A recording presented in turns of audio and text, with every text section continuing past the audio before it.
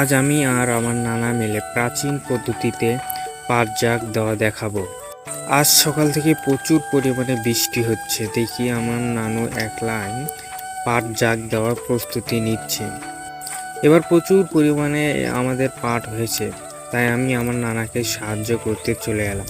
আমাদের এখানে সকাল থেকে প্রচুর পরিমাণে বৃষ্টি হচ্ছে, এই জন্য পাটগুলো প্রচুর ভারী হয়ে গেছে।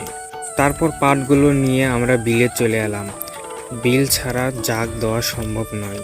আমাদের বিল সম্পূর্ণ পরিমাণে শুকিয়ে গেছে, আর কোথাও ফাঁকা জায়গা নেই, শুধু পানা আর পানা। এরই মধ্যে দেখি প্রচুর পরিমাণে বৃষ্টি হওয়া শুরু হয়ে গেল।